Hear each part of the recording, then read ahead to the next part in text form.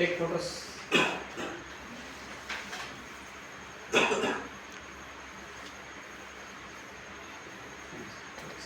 Malik, take back there.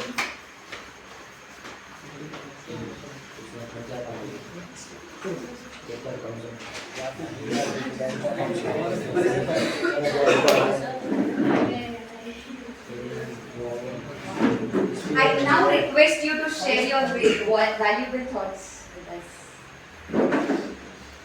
Clap. ಎಲ್ಲರಿಗೂ ನಮಸ್ಕಾರ. Williams internationals college ವತಿಯಿಂದ ನನಗೆ ಇವತ್ತು ಸರ್ ಒಂದು ಸಂಜೆ ಒಂದು 3 ಗಂಟೆಗೆ ನನಗೆ ಸಾರು ಕರೆ ಮಾಡಿ ಬನ್ನಿ ಸರ್ NSS ಕ್ಯಾಂಪ್ ಇದೆ ರತ್ನಹಳ್ಳಿಯಿಂದ ಆಹ್ವಾನಿಸಿದ್ದಾರೆ. ಮತ್ತು ಇಲ್ಲಿನ ಪ್ರಾಂಶುಪಾಲರು ಮತ್ತು ಮೇಡಮ್ ಇದ್ದಾರೆ, ಅವರಿಗೆ ನನ್ನ ಹೃದಯಪೂರ್ವಕವಾಗಿ ನನ್ನನ್ನು ಈ ಕಾರ್ಯಕ್ರಮಕ್ಕೆ ಕರೆಸಿರೋದಕ್ಕೋಸ್ಕರ ನನ್ನ ಹತ್ರ ಧನ್ಯವಾದಗಳನ್ನು ತಿಳಿಸ್ತೀನಿ.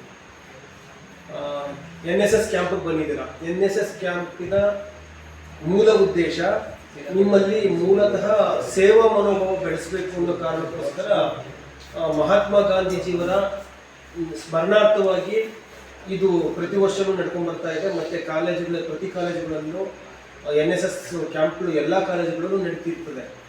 ಯಾಕೆ ಅಂದರೆ ನಿಮಗೆ ಜನಗಳ ಸಂಪರ್ಕ ಬೆಳೆಸಬೇಕು, ಇದು ಮಾಡಬೇಕು, ಹಳ್ಳಿ ಜನಗಳಿಗೆ ಅವ್ರ ಜೊತೆ ಮಾತಾಡಬೇಕು.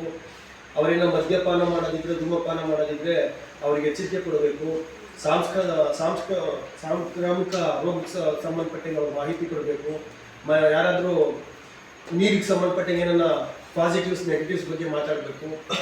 ಇದು ನೀವು ಸಮಾಜಕ್ಕೆ ಸಲ್ಲಿಸುವಂತಹ ಸೇವಾ ಮನೋಭಾವ. ನಿಮ್ಮನ್ನ ಒಂದು ದೇಶಭಕ್ತನಾಗಿ ಒಂದು ಸಾಮಾಜಿಕ ಕಾಳಜಿ ನಿಮ್ಮಲ್ಲಿ ಮೂಡಿಸುವ ಉದ್ದೇಶದಿಂದ NSS ಕ್ಯಾಂಪನ್ನು ಪ್ರತಿ ವರ್ಷ ಆಯೋಜನೆಗೊಳಿಸಲಾಗ್ತದೆ. ಅಲ್ಲಿ ನಿಮ್ಮನ್ನ ವ್ಯಕ್ತಿತ್ವನ ಒಂದು ಗಟ್ಟಿಗೊಳಿಸಬೇಕು ಅನ್ನೋ ಉದ್ದೇಶಕ್ಕೋಸ್ಕರ ಈ NS ಕ್ಯಾಂಪ್ ಪ್ರತಿ ವರ್ಷಗಳು ಪ್ರತಿ ಕಾಲೇಜಿನಲ್ಲಿ ಆಯೋಜಿಸ್ತಾ ಇದ್ದಾರೆ. ನೀವು ಬೆಂಗಳೂರಿಗೆ ಸಮೀಪವಾದ ಯರಪನಹಳ್ಳಿಗೆ ಬಂದಿದ್ದೀರಾ. ಹಳ್ಳಿಯ ವಾತಾವರಣ ಇದೆ. ಸರ್ ಸ್ವಲ್ಪ ಹೇಳಿದ್ರು ಈ ಥರ ಒಂದಷ್ಟು ಕೆಲಸ ಎಲ್ಲ ಮಾಡಿದ್ವಿ ಸರ್, ಸಾಮಾಜಿಕ ಚಟುವಟಿಕೆಗಳಲ್ಲಿ ವಿದ್ಯಾರ್ಥಿಗಳು ಪಾಲ್ಗೊಂಡ್ರು. ಅದಕ್ಕೆ ನಿಮಗೆ ಈ ಊರಲ್ಲಿ ಬಂದು ಒಂದು ಸ್ವಚ್ಛತಾ ಕಾರ್ಯನ, ಇಲ್ಲಿನ ಜನಕ್ಕೆ ಸ್ವಲ್ಪ ಅನಾರೋಗ್ಯಕ್ಕೆ ಯಾಕೆ ತುತ್ತಾಗ್ತಿದ್ದಾರೆ, ಆರೋಗ್ಯವಾಗಿ ಹಾಕಿರಬೇಕು ಅಂತ ಇದು ಮಾಡಿ ಊರಿನ ಬೀದಿಗಳಲ್ಲೆಲ್ಲ ಓಡಾಡಿ ಸ್ವಚ್ಛತಾ ಕಾರ್ಯಗಳ ಮಾಡಿದ್ದೀರಾ. ನಾನು ಈ ಹಳ್ಳಿಯ ಪರವಾಗಿ ನಿಮಗೆ ವಿದ್ಯಾರ್ಥಿಗಳಾದ ನಿಮಗೆ ಅನಂತ ಕೃತಜ್ಞತೆನ ಸಲ್ಲಿಸ್ತೀನಿ. Student life is golden life ಅಂತಲೂ ಕರೀತಾರೆ, ಡೈಮಂಡ್ ಲೈಫ್ ಅಂತಲೂ ಕರೀತಾರೆ. ನಾವು ಸುಮ್ಮನೆ ಕಾಲೇಜಲ್ಲಿ ಪಾಠ ಮಾಡಬೇಕಾದ್ರೆ ಹುಡುಗರಿಗೆ ಡಿಸಿಪ್ಲಿನ್ ಹೇಳ್ತೀವಿ, ಅಟೆಂಡೆನ್ಸ್ ಇರಬೇಕು ಅಂತ ಹೇಳ್ತೀವಿ, ಇತ್ಯಾದಿ ಇತ್ಯಾದಿ ಇತ್ಯಾದಿ ಹೇಳ್ತೀವಿ. ನಾವು ಕೂಡ ಕಾಲೇಜು ವಿದ್ಯಾರ್ಥಿಗಳಿದ್ದಾಗ ನಾವು ಕೂಡ ಸತ್ಯವಾಗಿ ಹೇಳಬೇಕು ಅಂದರೆ ಟೀಚರ್ಸು ನಮ್ಮನ್ನ ಕಂಟ್ರೋಲ್ ತೊಗೊಳ್ಬೇಕಂದ್ರೆ ತುಂಬ ಕಷ್ಟಪಡ್ತಿದ್ರು. ನಾವಿವಾಗ ಇಲ್ಲಿ ನಾವು ಉದ್ಯೋಗ ಬಂದಮೇಲೆ ನಿಮ್ಮ ಚೌಕಟ್ಟು ಹಾಕ್ಬೇಕು ಅಂತ ನಾವು ಮಾಡ್ತೀವಿ. ಅಟೆಂಡೆನ್ಸ್ ಅನ್ನೋ ಕಾರಣಕ್ಕೆ, ಅಸೈನ್ಮೆಂಟ್ ಅನ್ನೋ ಕಾರಣಕ್ಕೆ, ಬೇರೆ ಬೇರೆ ಕಾರಣಕ್ಕೆ ಆ ಚೌಕಟ್ಟಲ್ಲಾದರೂ ನಿಮ್ಮ ಶಿಸ್ತಿಗೆ ಅಳವಡಿಸ್ಬೇಕು ಅನ್ನೋ ಉದ್ದೇಶಕ್ಕೋಸ್ಕರ ಅರ್ಥ ಮಾಡ್ತಾರೆ.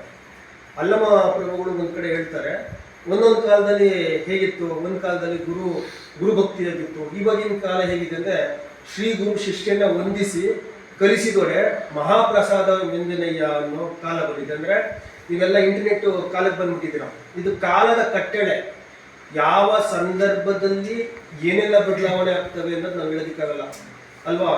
ನಾವಿವಾಗ ಎಲ್ಲಿ ಏನು ಬೇಕಾದರೂ ಸಾಧನೆ ಮಾಡುವಂಥ ಸಾಧ್ಯತೆಗಳಿದೆ. ನೀವು ಮಲ್ಟಿ ಟ್ಯಾಲೆಂಟೆಡ್ ಪರ್ಸನ್ ಆದರೆ ಮಾತ್ರ ಉದ್ಯೋಗಗಳನ್ನ ಗಿಟ್ಟಿಸ್ಕೊಳ್ಳೋದಕ್ಕಾಗುತ್ತೆ.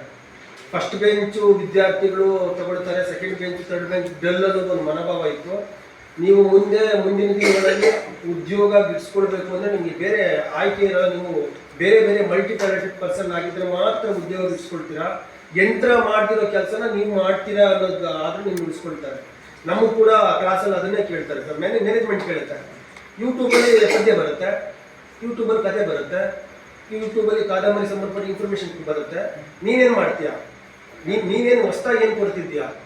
ನಿಮ್ಮನ್ನು ಕೂಡ ನಾಳೆ ನೀವು ಉದ್ಯೋಗ ಈ ಸ್ಪರ್ಧಾ ಜಗತ್ತಿಗೆ ಹೋದಾಗ ನೀವು ಇಂಟರ್ವ್ಯೂಗಳು ಮಾಡದೇ ಇರೋದನ್ನ ನೀವೇನು ಮಾಡ್ತೀರ ಅಂತ ಕೇಳಿದಾಗ ನೀವು ಬೇರೆ ಬೇರೆ ಮಲ್ಟಿ ಟ್ಯಾಲೆಂಟ್ ಪರ್ಸನ್ ಆಗಿದ್ರೆ ಮಾತ್ರ ಕನ್ನಡನೂ ಗೊತ್ತಿರಬೇಕು, ಇಂಗ್ಲೀಷ್ ಗೊತ್ತಿರಬೇಕು, ಕಂಪ್ಯೂಟರ್ ಬಗ್ಗೆ ಗೊತ್ತಿರಬೇಕು, ಪ್ರೆಸೆಂಟ್ ಏನು ನಡೀತಾ ಇದೆ ಅಂತ ಗೊತ್ತಿರಬೇಕು, ದಿನಪತ್ರಿಕೆಗಳು ಓದಬೇಕು. ಈ ಥರ ಇದ್ದಾಗ ಮಾತ್ರ ನೀವು ಸಮಕಾಲೀನ ಸಂದರ್ಭಕ್ಕೆ ನೀವು ಹೊಂದಿಕೊಂಡ್ರೆ ಮಾತ್ರ ಜೀವನ ಸುಲಭವಾಗುತ್ತೆ.